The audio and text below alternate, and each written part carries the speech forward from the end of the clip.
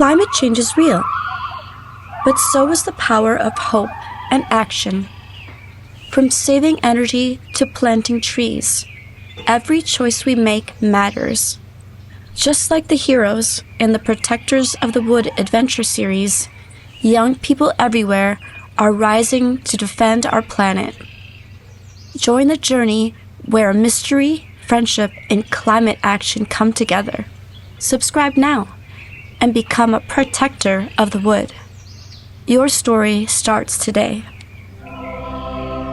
The Protectors of the Wood Adventure Series, episode number 250. I want Wendy to visit now.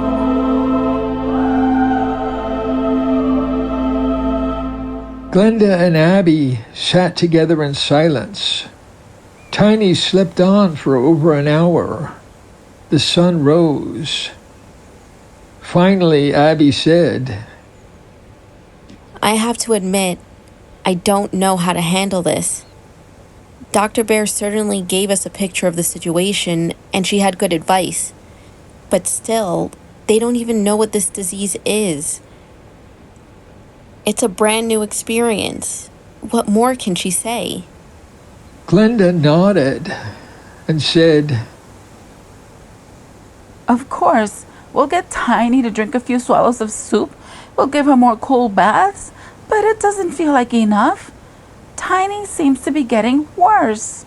We're moving in the dark, and so are the doctors. Abby was staring into the distance. Then she looked at Glenda. I don't know if I ever told you, but when I was sick as a child, Wendy helped me. She has her own medicines. I'm thinking maybe you'd like her to visit. Wendy? Wendy would visit me to help Tiny? I think so. I wouldn't have suggested it, but Tiny's pretty sick, and we've run out of ideas.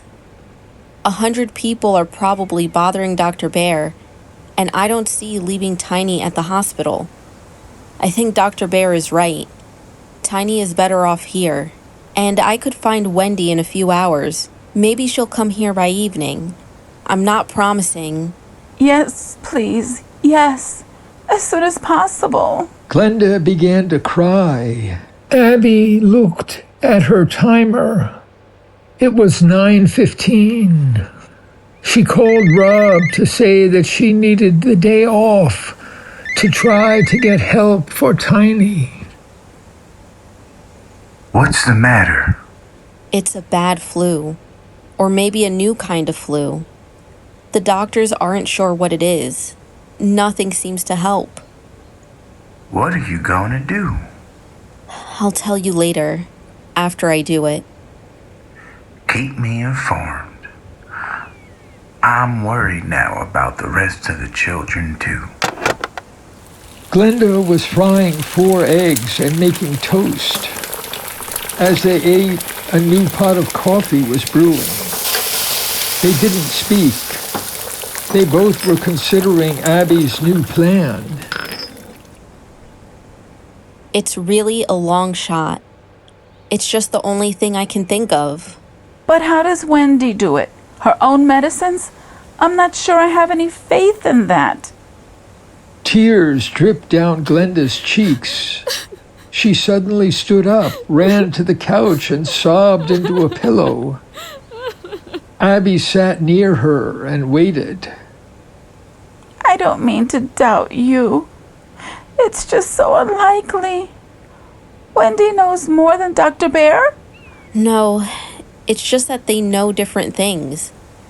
Dr. Bear saved my life when I had pneumonia. Wendy cured me of severe bronchitis 2 or 3 times and taught me how to calm down my asthma. They do things in a different way. Glenda sat up, her fists clenched in frustration. Let's wait an hour and see how Tiny is doing. She's sleeping quietly now. Maybe her fever will go down. And you should get some sleep. Right. I could use an hour or 2. Abby lay down on the sofa. Images of Tiny flashed through her mind as she fell into dreams. Abby, Abby? Glenda pushed her back and forth by the shoulder. Abby sat up in shock. What? What is it? Tiny's fever is 105. She's still sleeping, but she was sweating so much. I put the thermometer under her arm. It's up to 105. Should we get her into a cool bath? Call Dr. Bear?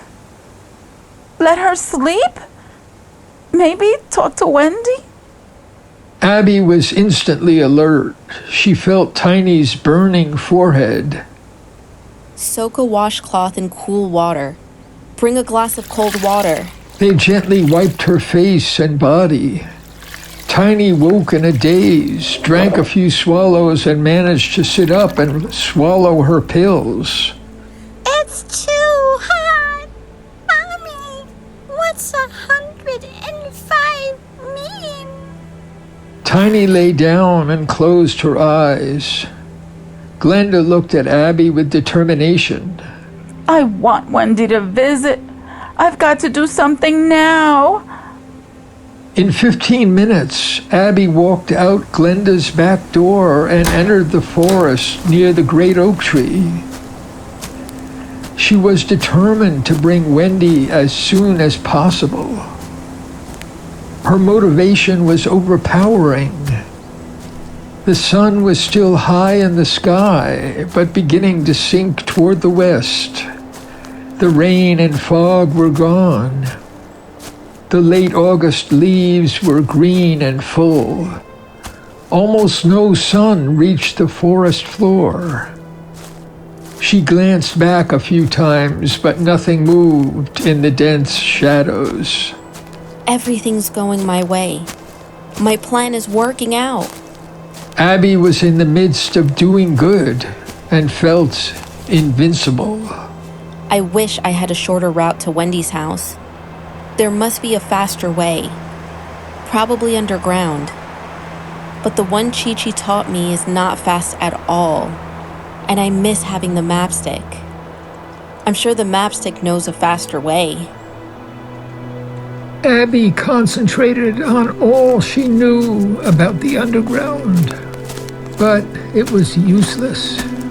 Even if she went back to the churchyard for the mapstick, she would have to enter the underground in broad daylight. That was a risk she would not take, and so she pressed forward with no rest. Crossed the Half Moon River in her dinghy, climbed the cliff, squeezed through the tunnel into the ridge, and finally jogged through the great beech woods up to Wendy's door. She let herself breathe for a moment. The trees cast long shadows. The crows had been following her and calling to her. She knocked. Oh no, please. Wendy's got to be around here somewhere. She heard the sound of steps somewhere in the house. She knocked again and heard Wendy's rough and grouchy voice. I'm coming. I'm coming. Can't I have a moment's peace around here? What is it? Wendy opened the door with a hard shove and looked at Abby in surprise. Well, I didn't expect to see you. That Peterhood never ceases to annoy me.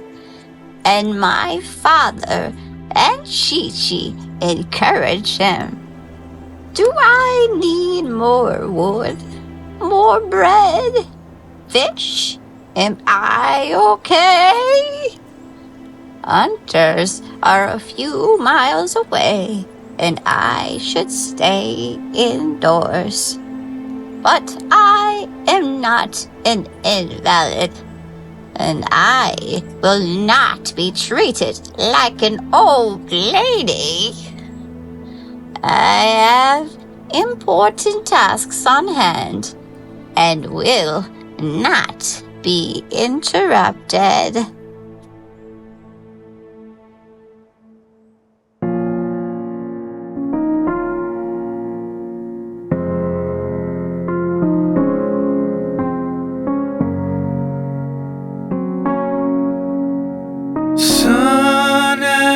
shoulder. No use to pretend anymore. How the seasons go, out on the edge of my dreams.